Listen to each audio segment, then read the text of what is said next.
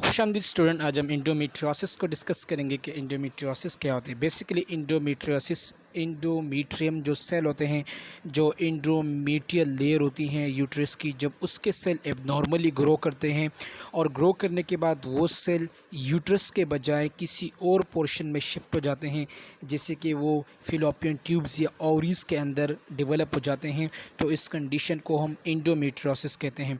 इंडोमेट्रियोसिस basically endometrial tissues होते हैं जो कि यूट्रस को सराउंड कर रहे होते हैं, और किसी भी पैथोलॉजिकल या किसी भी कॉजेटिव एजेंट की वजह से जब इंडोमेट्रियल टिश्यूज़ एबनॉर्मली किसी एबनॉर्मल जगह पर या किसी और जगह पर यूट्रस के बजाय किसी और जगह पर ग्रो करे, तो इस कंडीशन को हम इंडोमेट्रियोसिस कहते हैं। इंडोमेट्रियोसिस को हम फर्दर डिस्कस करेंगे। ये इसकी सर्जिकल प्रोसेस है जिसकी वजह से जो इंडोमेट्रियल टिश्यूज़ हैं जो कि फिलोपियन ट्यूब्स या ओवरीज के अंदर पैदा होते हैं, उसको सर्जिकल करेटेज किया गया है, उसको फिलोपियन सर्जरी के ज़रिए रिमूव किया गया है। फर्दर हम इसके कॉजेज़ को पढ़ेंगे। इंडोमेट्रियोसिस इज़ मोस्टली इडियोपैथिक डिजीज़ है। मतलब इडियोपैथिक से मुराद इसकी किसी किस्म की कोई यानी कि वजूहात अभी तक मालूम नहीं हो चुके। इंडोमेट्रियल टिश्यूज़ जो हैं ये डिपॉजिट होते हैं अनयूजुअली ऐसी जगह पर जहाँ पर यानी कि बॉडी के अंदर, अब फॉर एग्ज़ाम्पल जैसे कि स्टार्टिंग में बताया कि इंडोमेट्रियल सेल्स जो होते हैं ये इंडोमेट्रियम पर मुश्तमिल होते हैं, यूट्रस के लाइनिंग पर मुश्तमिल होते हैं, और ये अनयूजुअली ग्रो करते हैं यूट्रस के बजाय किसी और जगह पर, जैसे कि फिलोपियन ट्यूब्स हो गए, ओवरीज हो गए, और इसके अलावा वेजाइना के अंदर ये ग्रो करते हैं। इसमें बॉडी के अंदर जो मेंस्ट्रुएशन होती है, मेंस्ट्रुएशन जो है वो क्लियरली नहीं होता, और इसके साथ साथ बहुत सारे अंडरलाइनिंग डिजीज़ पैदा होती हैं। पैथोफिजियोलॉजी की बात करें तो मेंस्ट्रुअल बैक फ्लो जो है फिलोपियन ट्यूब्यूल्स यानी कि फिलोपियन ट्यूब्स तक जो है मेंस्ट्रुअल का बैक फ्लो होता है, बाहर आता नहीं है, और इसके साथ साथ पेल्विक कैविटी में भी आता है, और इसके अलावा किसी भी कंजेनेटल एबनॉर्मलिटीज़ की वजह से भी ये हो सकता है। कंजेनेटल डिस्प्लेसमेंट हो गया, इंडोमेट्रियल सेल्स यानी कि पैदाइशी तौर पर इंडोमेट्रियल सेल्स जो हैं उसमें एबनॉर्मलिटीज़ आ जाती है, डिस्प्लेसमेंट आ जाता है। इस कंडीशन को जो है 40 से 60% वुमेंस के अंदर जो है ये कंडीशन डेवलप होता है, और ये पेनफुल मेंस्ट्रुएशन पीरियड जो है महसूस करते हैं। ये टिश्यूज़ जो है नॉर्मल मंथली हार्मोनल सिक्रीशन की जो स्टिमुलेशन होती है ओवरी की, उसके ऊपर भी इसका इफ़ेक्ट होता है। इसके साथ साथ जो ये डिस्प्लेस टिश्यूज़ होते हैं इससे हर महीने ब्लीडिंग होती है, और वो ब्लीडिंग जो है इंडोमेट्रियल क्रस्ट की वजह से होती है, और इसके साथ साथ इंडोमेट्रियल सिस्ट भी यानी कि एक किस्म का बेनाइन ट्यूमर भी इससे पैदा हो सकता है। अगर ये सिस्ट रप्चर हो गया तो इसके नतीजे में मज़ीद किस्म के टिश्यूज़ की रिप्रोडक्शन भी हो सकती है। मैनिफेस्टेशन की बात करें तो डिस्मिनोरिया यानी कि पेनफुल मेंसेस होगी, पेनफुल डिस्चार्ज होगा, और इसके साथ ये इसका कॉमन कंप्लेन है। इसके अलावा lower abdominal pain, pelvic pain, इसके साथ साथ रेक्टम का पेन, ये तमाम तरह चीज़ें जो मैनिफेस्टेशन है इंडोमेट्रियोसिस के मैनिफेस्टेशन में शामिल है।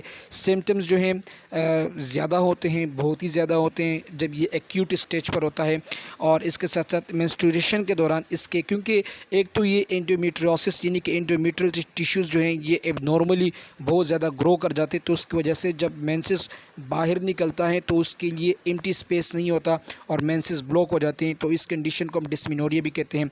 और इसके अलावा इसके बहुत सारे मैनिफेस्टेशन है, लेकिन जो मेन मैनिफेस्टेशन है वो मैं आपको बता चुका हूँ।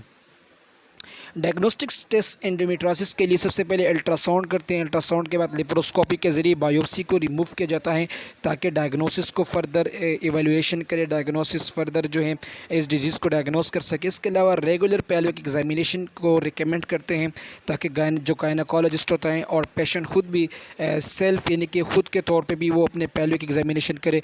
मेडिकल मैनेजमेंट की बात करें तो मेडिकल मैनेजमेंट जो है high dose anti ovulatory medication यानी कि एंटी ओवुलेटरी मेडिकेशन जो नॉर्मली ओव्यूलेशन होता है उसको प्रोहिबिट करे, उसको रोके, ऐसे मेडिसिन का इस्तेमाल करे ताकि ओव्यूलेशन सप्रेस हो जाए और मेंस्ट्रुएशन भी सप्रेस हो जाए। क्योंकि अगर मेंस्ट्रुएशन होगा तो मेंस्ट्रुएशन डिस्मेनोरिया होगा, पेनफुल मेंस्ट्रुएशन होगा, और मेंसेस के लिए यानी कि मेंसेस में ऑब्स्ट्रक्शन होगी। इसके साथ साथ जो मेंस्ट्रुअल साइकिल है, मेंस्ट्रुअल साइकिल जो है यानी कि इसके साथ साथ मेंस्ट्रुअल साइकिल के अंदर भी एबनॉर्मलिटीज़ आती है। इसके साथ साथ कुछ ऐसे ख़वातीन होती हैं जो कि प्रेग्नेंट हो जाते हैं और एसिम्प्टोमेटिक होते हैं आफ्टर प्रेगनेंसी, यानी कि उनको एंडोमेट्रियोसिस की वजह से प्रेगनेंसी के बाद किसी किस्म के कोई अलामात महसूस नहीं होते। लेकिन इसके साथ साथ अगर अलामात आ गए और इन्वॉल्वमेंट सीवियर हो गया तो सर्जरी इसका लास्ट ऑप्शन है मेडिकल मैनेजमेंट में। सर्जिकल मैनेजमेंट की बात करें तो लेप्रोस्कोपी सर्जरी होती है, परफॉर्म किया जाता है, एंडोमेट्रियल एडहेशन को रिमूव किया जाता है। और इसके साथ साथ सीवियर एंडोमेट्रियोसिस यानी कि एंडोमेट्रियोसिस जब सीवियर कंडीशन में हो तो इसके नतीजे में हाइस्टेरेक्टोमी यानी कि यूट्रस को रिमूव किया जाता है। और इसके साथ साथ ओफोरेक्टोमी रिमूवल ऑफ द ओवरीज, अगर ओवरीज के अंदर है तो ओवरीज को रिमूव किया जाता है। इसके अलावा सल्पिंगेक्टोमी जो कि फिलोपियन ट्यूब्स है, सल्पिंगेक्टोमी उसको रिमूव किया जाता है। नर्सिंग इंटरवेंशन ऑफ एंडोमेट्रियोसिस की बात करें तो एंडोमेट्रियोसिस की नर्सिंग इंटरवेंशन है कि पेशेंट को उसके डोज के हवाले से बताना है ताकि वो एंटी ओवुलेटरी डोज को प्रॉपर टाइम पे ले और उसकी फ्रीक्वेंसी के बारे में बताएं, साइड इफ़ेक्ट के बारे में बताएं।